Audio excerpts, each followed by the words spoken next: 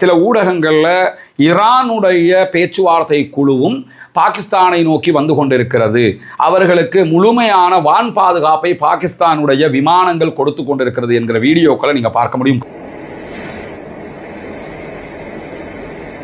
முதலாவது விவகாரம் என்னென்றால், சற்று நேரத்துக்கு முன்பதாக அல் ஜசீரா வெளியிட்டிருக்கக்கூடிய தகவல்களிலேயே இதுவரைக்கும் ஈரான்ல இருந்து ஈரானுடைய டெலிகேஷன்ஸ் யாருமே புறப்படவில்லை என்கிற தகவல் வெளியாகி இருக்கிறது. அந்த காட்சி என்பது 2019 சவுதி அரேபியாவினுடைய பட்டத்து இளவரசரும் பிரதமருமாக இருக்கக்கூடிய முகமது பின் சல்மான் MBS அவர்கள் பாகிஸ்தானுக்கு வந்தாங்க. வருகிற போது பாகிஸ்தான் அவருக்கு மரியாதை செலுத்தும் விதமாக அவர் வந்து கொண்டிருந்த விமானத்திற்கு அந்த கௌரவத்தை அளிக்கும் விதமாகத்தான் குறித்த J-15 வகையான தாக்குதல் விமானங்கள், இராணுவ விமானங்களை கொண்டு அந்த பாதுகாப்பு கொடுக்கிற மாதிரி ஒரு மரியாதை செலுத்திய காட்சி அது.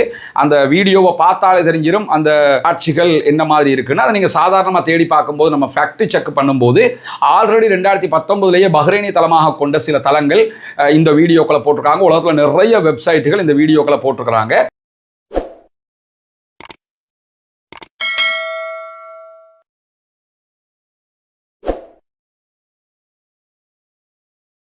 அன்பிற்கினிய சகோதர சகோதரிகளே, நம் அனைவர் மீதும் ஏக இறைவனுடைய அமைதியும் கருணையும் உண்டாகட்டுமாக என்கிற உயரிய பிரார்த்தனைகளோடு, நமக்கெல்லாம் தெரியும் இன்றைய தினம் பாகிஸ்தான் தலைநகர் இஸ்லாமாபாத்தில் ஒரு முக்கியமான பேச்சுவார்த்தை நடைபெற இருக்கிறது. ஈரானுக்கும் அமெரிக்காவுக்கும் இடையிலான அமைதி ஒப்பந்த பேச்சுவார்த்தை தான் அந்த பேச்சுவார்த்தை. இந்த பேச்சுவார்த்தையை பொறுத்தவரையில் நேற்று இரவு பின்னேரங்களில் யார் யார் இதில் பங்கெடுக்க வாய்ப்பு இருக்கிறது என்கிற செய்திகளை பாகிஸ்தான் வெளியிட்டிருந்தது. பாகிஸ்தானுடைய பிரதமர் ஷபாஸ் ஷரீஃப் தலைமையில் தான் இந்த கூட்டம் நடைபெற இருக்கிறது. அதே நேரத்தில் பாகிஸ்தானுக்கு ஆதரவாக பல ஐரோப்பிய நாடுகளும் கருத்துக்களை சொல்லிக் கொண்டிருக்கிறார்கள். குறிப்பாக லெபனானையும் ஒருங்கிணைத்துத்தான் இந்த சமாதான உடன்படிக்கை கொண்டு வரப்பட வேண்டும் என்பதுதான் அனைத்து நாடுகளுடைய கோரிக்கையாகவும் இருக்கக்கூடிய சூழல்ல லெபனான் மீது இஸ்ரேல் தொடர் தாக்குதல்களை நடத்தி வருகிறது. அந்த தாக்குதல்களை நிறுத்தாத பட்சத்தில் சமாதான உடன்படிக்கை ஏற்படாது, நாங்கள் சமாதானத்திலிருந்து பின்வாங்கி விடுவோம், யுத்தம் தான் தீர்வு என்கிறது ஈரான்.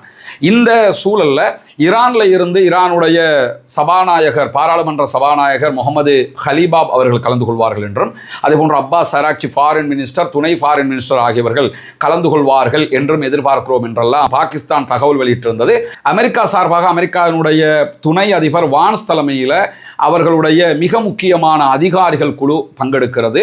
அதில் குஷ்னர் இருக்கிறார், ஸ்டீவ் விட்காஃப் இருக்கிறாங்க. இவர்கள் எல்லாம் கலந்து கொள்கிறார்கள் என்கிற தகவல் வெளியாகி இருக்கிறது. குறிப்பாக அமெரிக்காவினுடைய டெலிகேஷன் பாகிஸ்தானை நோக்கி வந்து கொண்டே இருக்கிறாங்க.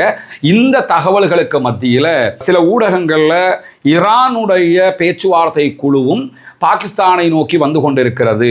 அவர்களுக்கு முழுமையான வான் பாதுகாப்பை பாகிஸ்தானுடைய விமானங்கள் கொடுத்து கொண்டிருக்கிறது என்கிற வீடியோக்களை நீங்க பார்க்க முடியும்.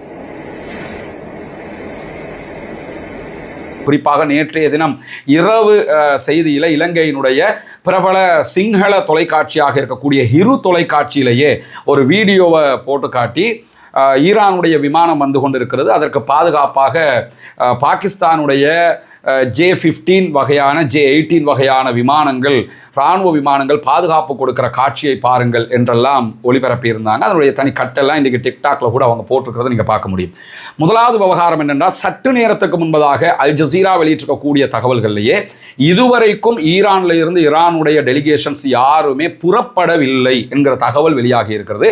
அவங்க பாகிஸ்தானை நோக்கி இன்னும் கிளம்பவே இல்லை. யார் கிளம்புறா, யார் வந்து பேச போறாங்கிறதெல்லாம் ரெண்டாவது. அவங்க கிளம்பவே இல்லை. காரணம் என்னன்னா, நீங்க லெபனான் மீதான அட்டாக்கை நிறுத்தினா தான் பேச்சுவார்த்தைக்கே நாங்கள் வருவோம் அப்படின்னு சொல்லி இருக்கிறாங்க என்கிற செய்திகளை இன்றைக்கு தஹரானை தளமாக கொண்டு அப்பாஸ் அஸ்லானி அவர்களை மேற்கோள் காட்டி அல் ஜசீரா சற்று நேரத்துக்கு முன்பதாக இந்த தகவல்களை வெளியிட்டு இருக்கிறது. எனவே ஹிரு தொலைக்காட்சி வெளியிட்டிருக்கக்கூடிய குறித்த வீடியோவை பொறுத்தவரையில் அவங்க அதை புரியாம செய்தியை தேடாமல் அந்த செய்தியை வெளியிட்டிருக்கிறார்கள் என்று நம்ம புரிஞ்சுக்கிறோம். காரணம் என்னன்னு கேட்டால், அந்த காட்சி என்பது 2019 சவுதி அரேபியாவினுடைய பட்டத்து இளவரசரும் பிரதமருமாக இருக்கக்கூடிய முகமது பின் சல்மான் MBS அவர்கள் பாகிஸ்தானுக்கு வந்தாங்க.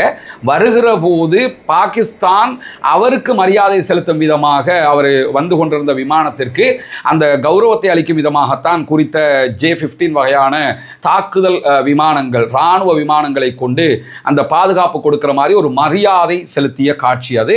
அந்த வீடியோவை பார்த்தாலே தெரிஞ்சிடும் அந்த காட்சிகள் என்ன மாதிரி இருக்குன்னு. அதை நீங்கள் சாதாரணமாக தேடி பார்க்கும்போது நம்ம ஃபேக்ட் செக் பண்ணும்போது ஆல்ரெடி 2019 பஹ்ரைனை தளமாக கொண்ட சில தளங்கள் இந்த வீடியோக்களை போட்டிருக்காங்க. உலகத்தில் நிறைய வெப்சைட்டுகள் இந்த வீடியோக்களை போட்டிருக்கிறாங்க.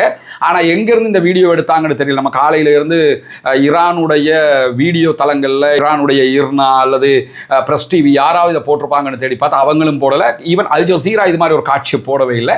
இந்த காட்சி பழைய காட்சி. ஈரானியர்கள் இன்னும் வரவே இல்லை, கிளம்பவே இல்லை என்று சொல்லி சற்று நேரத்துக்கு முன்பதாக அல் ஜசீரா வெளியிட்டிருக்கக்கூடிய செய்திகளை நம்ம பார்க்க முடியும். எனவே இந்த பேச்சுவார்த்தையில் ஈரான் பங்கெடுக்காமல் விட்டுவிட்டால் அது மிகப்பெரிய பின்னடைவாக சர்வதேசத்திற்கே ஒரு மிகப்பெரிய கஷ்டமான ஒரு நிலையாக மாறிவிடும். ஏன்னா அவங்க ஹொர்முஸை திறக்க மாட்டாங்க, கப்பல் போக்குவரத்து எதுவுமே இருக்காது. உலக நாடுகள் முழுக்க பெட்ரோலுடைய விலை கூடிக்கிட்டே இருக்குது. பலத்த நெருக்கடிக்கு எல்லா நாடுகளும் தள்ளப்படுகிறார்கள். இப்படியான ஒரு சூழலில் தான் எல்லா ஐரோப்பிய நாடுகளும் லெபனான் மீதான அட்டாக்கை நிறுத்துங்கன்னு சொல்லிக்கொண்டே இருக்கிறாங்க. அதையும் இன்க்ளூட் பண்ணுங்கிறாங்க. ஏன்னா இப்பொழுது அமெரிக்காவை சமாதானப்படுத்துவதோ இஸ்ரேலை சமாதானப்படுத்துவதோ யாருக்கும் தேவையானது கிடையாது. ஈரானை சமாதானப்படுத்தணும். ஏன்னா ஈரானை தோற்கடித்தால் கூட அமெரிக்காவால் ஹொர்முஸை திறக்க முடியாது என்பதுதான் சர்வதேச விற்பனர்களுடைய மிக தெளிவான நிலைப்பாடாக இருக்கிறது. காரணம் என்னன்னு கேட்டால் ஹொர்முஸை பொறுத்தவரை அவங்க ஆல்ரெடி அந்த பகுதிகளில் கன்னி வெடிகளை பதிச்சு வச்சிருக்கிறாங்க. கப்பல்கள் போகும்போது எந்த கப்பலும் தைரியமாக போக முடியாது. ஒரு கப்பலுக்கு அடிச்சிட்டாங்கன்னா பில்லியன் கணக்கான அமெரிக்க டாலர்கள் நஷ்டம் ஏற்பட்டுவிடும். எனவே அந்த மாதிரி நஷ்டத்தை எந்த கம்பெனிகளும் ஏற்றுக்கொள்வதற்கு தயாரில்லை என்கிற நிலையில தான் இப்படியான ஒரு சர்ச்சைக்குரிய ஒரு நிலை ஏற்பட்டிருக்கிறது. ஆனால் இஸ்ரேலிய ஆக்கிரமிப்பு இராணுவமும் அரசாங்கமும் இணைந்து மீண்டும் மீண்டும் தாக்குதல்களை நடத்துகிறார்கள். அதுக்கு ஒரு காரணத்தை நல்லா புரிஞ்சுக்கிறங்க. எதிர்வருகிற சண்டே ஞாயிற்றுக்கிழமை இஸ்ரேலிய பிரதமர் பெஞ்சமின் நெத்தன்யாஹு மீதான ஊழல் குற்றச்சாட்டு விசாரணைகள் மீண்டும் விசாரணைக்கு எடுத்துக்கொள்ளப்பட இருக்கிறது. எனவே அதெல்லாம் விசாரணைக்கு வருது. அவர் மேல அந்த கெட்ட பெயர்கள் வந்துகிட்டே இருக்குது அவர் செஞ்ச வேலையினால. அதை மறைக்கிறதுக்காக இந்த மாதிரி வேலைகள் அவர் பண்றாரு. இதுக்கு சப்போர்ட்டிவாக அமெரிக்காவும் நின்றுது. ஆரம்பத்தில் இதற்கு எதிராக இருந்த ஜேடி வான்ஸ் கூட என்ன பண்றாருன்னு கேட்டா, நாங்க சொன்னதை ஈரான் தப்பா புரிஞ்சுக்கிட்டாங்க போல, நாங்க லெபனானை சேர்க்கவே இல்லை அப்படின்னு இருக்கிறாரு. ஆனா நமக்கு தெரியும் ஈரான் வெளியிட்ட 10 அம்ச சமாதான திட்டம், அந்த திட்டத்தை தான் அமெரிக்கா ஏத்துக்கிட்டே இந்த பேச்சுவார்த்தைக்கு வர்றாங்க. அமெரிக்கா 15 கொடுத்தாங்க, அதை அவங்க ஏத்துக்கல. 10 ஈரான் புதுசாக கொடுத்துருக்காங்க. நம்ம ஏற்கனவே தனி வீடியோவா அதை போட்டுக்கிறோம், என்ன நிபந்தனை அடிப்படையில் இது நடக்க போகுதுன்னு சொல்லி. அந்த திட்டத்தில் ஈரான் தெளிவாக சொல்லிருக்காங்க, தன்னுடைய ப்ராக்ஸிஸ் அமைப்புகளாக இருக்கக்கூடிய இந்த யுத்தத்தில் பங்கெடுத்த லெபனானில் இருக்க ஹிஸ்புல்லாக்களாக இருந்தாலும் சரி, மற்றவங்களாக இருந்தாலும் சரி, எல்லோருமே இந்த உடன்படிக்கைக்கு கீழே வருவாங்க, எல்லோரையுமே ஒருங்கிணைத்ததாகத்தான் இந்த யுத்த நிறுத்தம் வரும் என்று சொல்லியிருக்கிறாங்க. இதை ஏற்றுக்கொண்டுதான் யுத்த நிறுத்தத்துக்கு பேச்சுவார்த்தைக்கு வந்தவங்க இப்பொழுது அதை மறுக்கும் போது ஈரானுக்குள்ளே ஏற்பட்டிருக்கக்கூடிய கன்ஃபியூஷன் என்னன்னா, ஆல்ரெடி பேச்சுவார்த்தை நடத்திக்கிட்டே அமெரிக்கா தாக்குதலை 2 வாட்டி நடத்திருக்கிறாங்க. இப்போ நாங்கள் எதை நம்பி அங்கே போகிறது? போக முன்னாடியே லெபனான் விஷயத்தில் சொல்லிட்டு இல்லைன்னு கேட்டுக்கிறாங்க. ஈவன் பாகிஸ்தான் கூட தெளிவாக சொல்லிட்டாங்க, பேச்சுவார்த்தையில் லெபனானுக்கும் சேர்த்து யுத்த நிறுத்தம் அதை பற்றி தான் பேசுவதுன்ட்டாங்க. பாகிஸ்தான் சொன்னதுக்கு பிறகுதான் அமெரிக்கா என்ன சொல்றாங்கன்னா, இல்லை அது இல்லைங்கிறாங்க.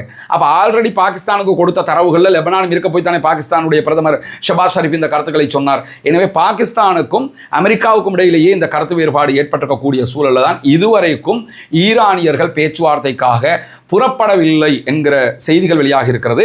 இணைந்திருங்கள், தொடர்ந்து இந்த செய்திகளை உங்களுக்கு கொண்டு வந்து தருவதற்கு தயாராக இருக்கிறோம்.